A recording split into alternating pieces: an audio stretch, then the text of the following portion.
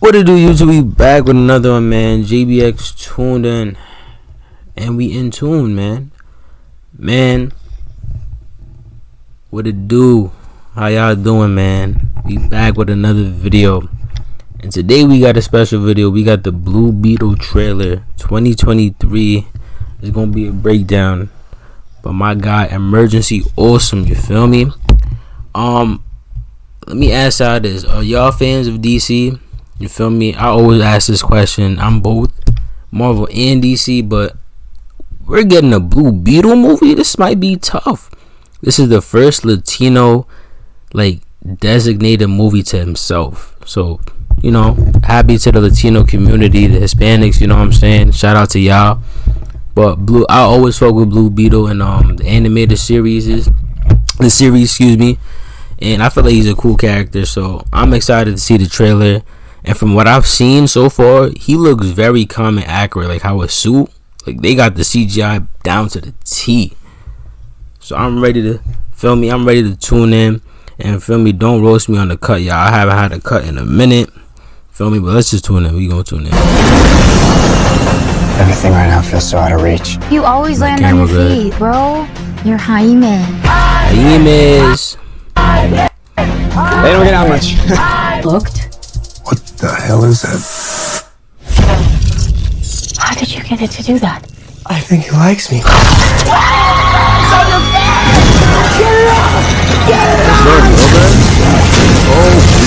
Blood. What the? Host acquired. Who said that? Okay, it's gonna be okay. Tough. Space. Re-entry systems ready. Oh, yo, I ain't gonna lie, that looks fire. His suit is clean. Oh my. Space. Re-entry systems ready. Yo, look at his suit. Going on? I think I cut a bus in half. Whatever you can imagine, I can create. Let's party. Nice choice. It's like Batman stuff. Batman's a fascist. Welcome back, everyone. It's I'm Charlie. weak. DC just dropped a brand new Blue Beetle trailer with a whole bunch of Easter eggs. Obviously, there's a lot of big questions because of the big DC reboot, James Gunn rebooting everything into the DCU. Blue Beetle is supposed to be part of his new universe, the way he explained it in his video. A couple of big name drops and jokes about Batman too, like George Lopez, his father, calling Batman a fascist during this. So we'll break it all down. If you're brand new to the channel, be sure to subscribe to get all the videos.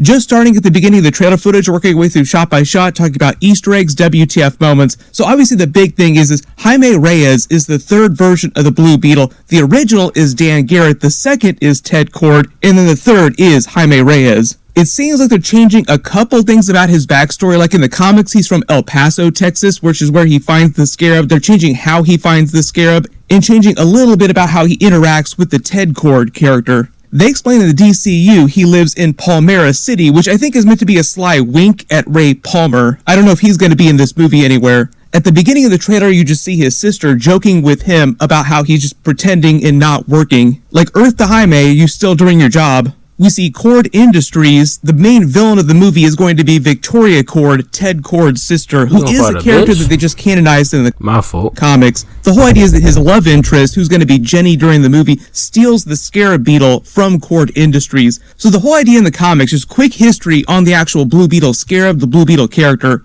is that the original Blue Beetle is Dan Garrett. There's an Easter egg for him in the trailer when he goes inside Ted Kord's lair towards the end of the trailer. You see the classic Blue Beetle costume, so you know there was a Dan Garrett, and Ted Kord did exist because he finds all of his tech. The Dan Garrett character debuted in the Mystery Men comics #1 during 1939, published by Fox Comics. He was a police officer who drank a special potion that gave him powers initially. In the 1950s, Fox Comics went out of business and sold its characters and IP to Charlton Comics, who retconned Blue Beetle's backstory and turned him into a professor, introduced the Blue Beetle Scarab concept. In the new version of his backstory, he found the Scarab at an ancient Egyptian archaeology site. The Scarab gave him powers, but not quite on the level of Jaime Reyes. In the 1960s, they introduced the Ted Kord character as Dan Garrett's student, who takes up the mantle of Blue Beetle as Dan Garrett dies, but he's unable to pass the powers of the Scarab onto him, so Ted Kord uses his intellect and all of his technology to be a version of Blue Beetle, which is where you get all the Easter eggs towards the end of the trailer, like the Blue Beetle ship, his special lair. It's kind of like a backdoor Easter egg to Batman, like he was kind of a Batman version of Blue Beetle, which is why at the end of the trailer, George Lopez, playing Jaime Reyes' father, makes the joke about Batman, like, Batman is a fascist. More recently, during the Infinite Crisis storyline in the 2000s, Ted Kord learns Maxwell Lord is secretly trying to take control of all metahumans on the planet, who then kills Ted Kord.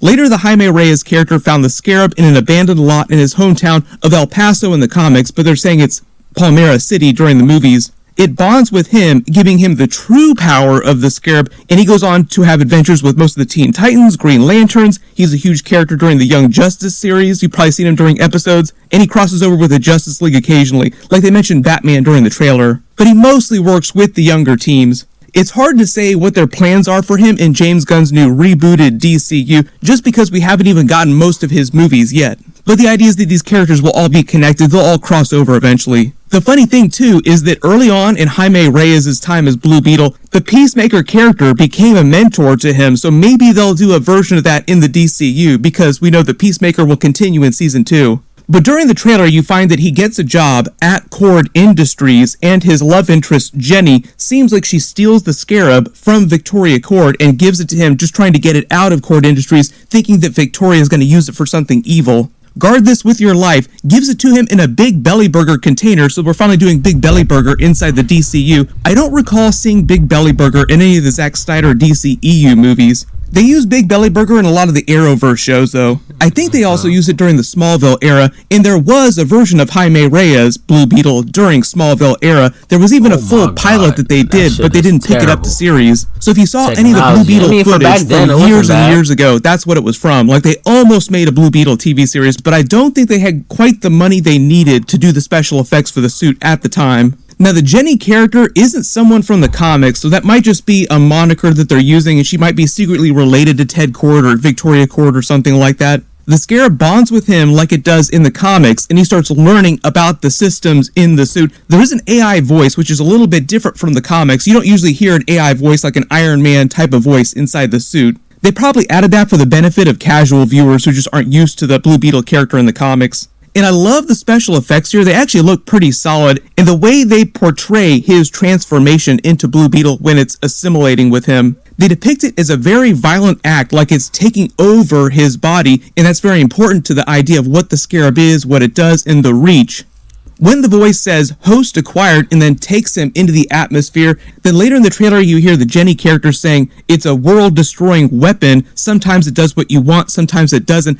That's meant to be a big twist on the idea of what the Reach do, what their technology is, how it works, how they take over other cultures.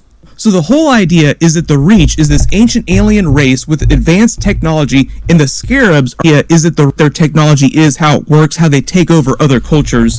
So the whole idea is that the Reach is this ancient alien race with advanced technology, and the Scarabs are meant to be precursors to their invasion. It's how they take over other cultures. They'll send a Scarab, which they'll pretend like it's going to help this new culture, like it'll bond with someone in this new culture, this new planet. Secretly, the Reach will have command over all the technology, so they'll turn that host into their finger puppet and use them to take over that culture.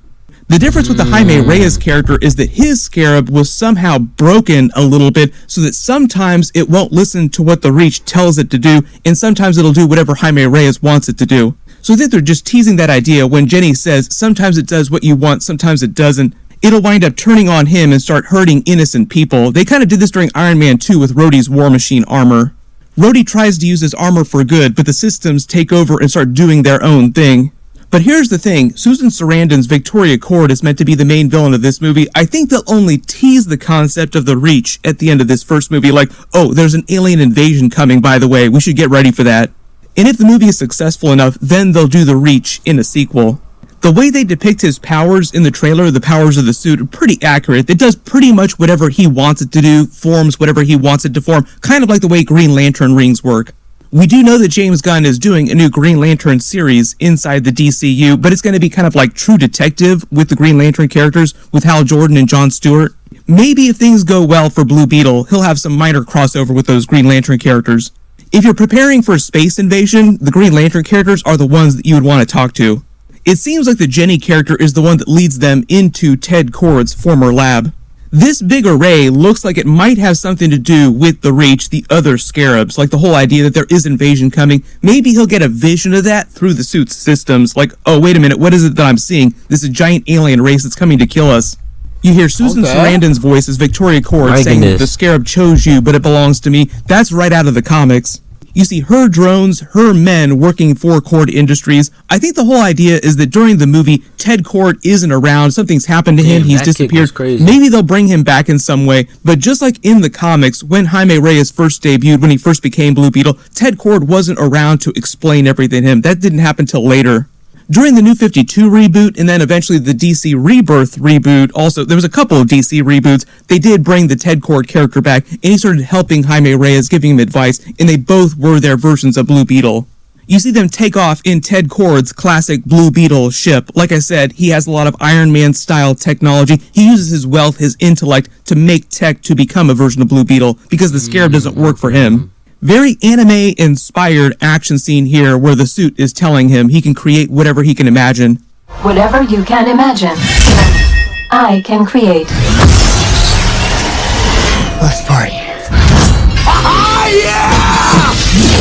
Nice choice. Then inside Ted Kord's lair, we see a whole bunch of Easter eggs in the background. There's an Easter egg for Dan Garrett's classic Blue Beetle suit, Ted Kord's classic Blue Beetle suit. Then obviously the joke from George Lopez's father talking about Batman. Batman is a fascist. Just because they're inside Ted Kord's very Batman. At moment, I'm gonna Google what is a fascist. I found this on the web. I know it's something to do with political shit. What does it say?